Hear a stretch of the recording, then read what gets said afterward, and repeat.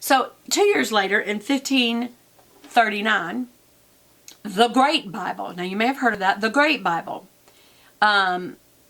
Translation was based on Matthew's, Tyndale's, and Coverdale's Bibles. Remember, they're all helping each other, looking on each other's to help translate, piggybacking on the translation ability of these people to translate from these languages into common English.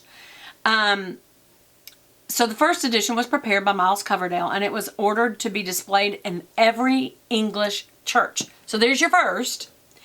It was a large volume. It was chained. Have you ever seen one of those? I've seen one where a Bible is chained to the chapel. To the reading desk in the churches where the people flock to hear the reading of the Word of God. Have y'all ever seen that before? It makes me want to cry. I remember once I saw foreign children. I remember they were Asian. I don't remember what country it was, but they were Asian. And they got their first copy of the Bible. And this is what they did. I wish we felt this way about our Bible. They got their Bibles and they went like this. They put it next to their mouth and they were touching it and loving on it because they knew it was the real Word of God, and they had their own copy. They had their own little paperback copies that came through a missionary, and they were all holding it. It was like 50 little kids in a room, and they got their copy, and they were like little bees, all frantic to get their copy, and they got it, and they went and sat down and went like this. And they cried. One little boy, I mean, I'm talking probably 10 years old, cried and went like this. It was just, oh, I've got my own Bible, and he was reading it so closely. We can learn something from watching children like that they love the Word of God so much. They can't believe they actually have it. And what I want to say to you is, these people worked really hard to get it to us, and we don't even bother to read it every day, except in other countries where they don't have it yet, and they relish the thought that they could read the Word of God. We need to be like that, people. Okay, I'm going to keep going before I start crying my eyes out. All right, next. 1560, so that's about 20 years later, 21 years later. After the Great Bible, there's the Geneva Bible. And it made it at Geneva by scholars who fled from England during the persecution by Queen Mary. It was a revision of the Great Bible. That was the one that got chained to all the churches. That was the first one that people could read. Collated with other English translations, a very scholarly version, handy in size, and for many years a popular Bible in England. Okay, so it was handy in size. It wasn't just one big huge thing that was changed in the church.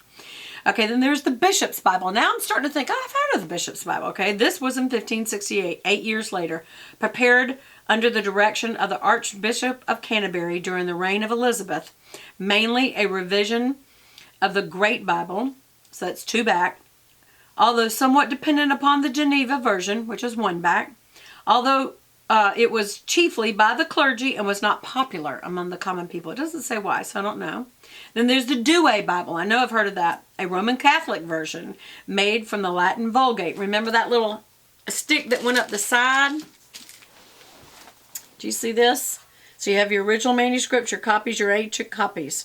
You have your ancient version in the Vulgate. You have your Masoretic text. Now from the Vulgate, skip all those. This line goes straight up just to the Douay. Okay? Over here you went in the Masoretic text to the Wycliffe. Over here from the ancient copies you went to Tyndale, Coverdale, Matthews, Great, Geneva, and the Bishops. All these are coming up to the 1600s. Okay? So let's look at that.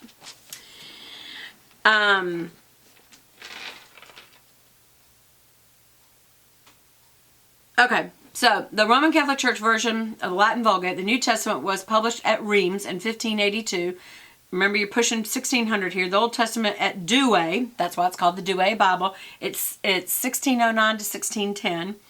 It contains controversial notes and until recently was generally accepted English version of the Catholic Bible.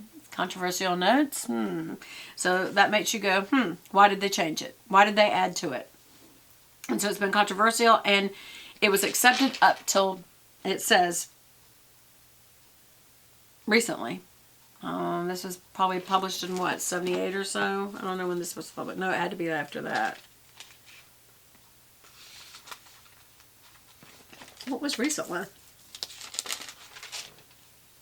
73, 78, 84. No, that's the NIV. Copyright of this particular Bible is 1990. Okay, so all the way up to 1990, that was acceptable. Those little added notes. And they said, I don't think that, no. Then the famous King James Bible of 1611 that people say, that's the only real Bible. It's not. It came up through the lines. And here's the interesting thing about it. It's called the King James, or the Authorized Version.